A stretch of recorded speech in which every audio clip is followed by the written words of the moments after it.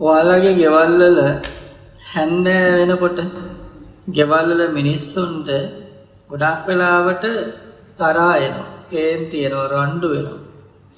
ගොඩක් ගෙවල් වල හැන්දෑ වෙනකොට මේ එක මේ එක්කෝ අලතම්බන ගඳ එනවා, එක්කෝ මේ පරෝල බදින ගඳ, නැත්තම් එළු ගඳ, ගස් ගඳ, නැත්තම් පොළොටු ගඳ, නැත්තම් කුණු ගඳ එනවා.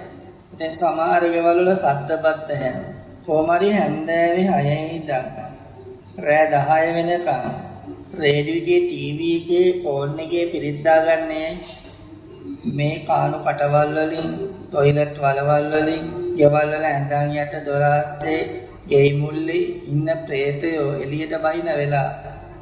එතකොට එහෙම වෙලාවට මේ අමනුෂ්‍යයන්ට පුළුවන් මිනිස්යන්ට බලපෑම් කරන්න.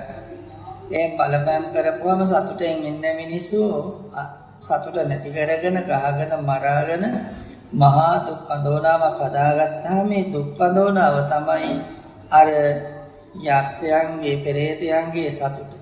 ඉතින් ඒක නිසා ඔබට මේ தত্ত্বය තියෙන්න පුළුවන් ගෙදරක. ගෙදර වත්ත පිටියදී හොඳට බලන්න පාළු වෙලා ගිහිල්ලාද කියලා. අමනුෂ්‍ය පෙරේතේ ඔබේ ගෙදරක ඉන්නවනම් අනිවාර්යයෙන්ම ඔබ කරන කිසිම දෙයක් ඔබට හරියන්නේ නැහැ. ඔබ හිතාගෙන යනවා අද මම මේ වැඩේ කරනවා කියලා. ඔබ හිතා ගන්නවා මේ වැඩේ මම මේ අවුරුද්දේ කරනවා කියලා. නමුත් ඔබට තාම කරගන්න බැරි වුණේ දෙවුණු වෙනවට කැමති නෑ මේ පෙරේත යක්ෂයෝ. අපිට ඇහැට පේන්නේ නැති වුණාට මේ අය ලෝකේ ඉන්නවා. ඒ අය ඉන්නේ අපිත් එක්ක තරහෙන්, වෛරයෙන්, ක්‍රෝධයෙන්. ඉතින් ඒක නිසා මේවෙන් පින්වත් ඔබට ගැලවුණ හැකි නිවන් මඟ බුදුගුණ YouTube නාලිකාව බලන්න. නැත්නම් අපේ 0.7 264 32 කියන නම්බරයට WhatsApp message එකක් දාන්න. ඔබට මේක ඔබට ගෙදර ඉඳන් මේ කරදර වලින්, පීඩා වලින් මිදෙන හැටි අපි කියා දෙන්නවා.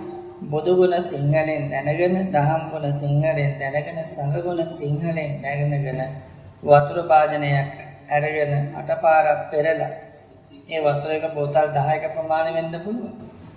ගෙදර ඉන්න සියලු දෙනාම වට වෙලා වතුර භාජනය පිරිත් කරන්න. පිරිත් කරලා ගෙට ඉහලා දාන්න. වත්තට ඉහලා දාන්න. ඒ පිරිත් වතුර භාජන බෝතල් වලට දාලා 4 කොනේ තැම්පත් කරන්න. හැම කාමරයකම වතුර පැම් බෝතලයක් තියාගන්න. මේ වතුර පිරිත් කරලා කරන දේ අද ඊයේ ඉඳන් එන වැඩක් නෙවෙයි. එදා විශාලා මහනුවර තුම්බිය ඇති වෙච්ච වෙලාවෙත් වතුර පිරිත් කරලා ඉස්සා. ඒක නිසා සැකයක් තියාගන්න එපා. පිරිත් වල බලයක් තියෙනවා. අද්දුටුවයි ප්‍රත්‍යක්ෂයි බය නැතුව කරන්න.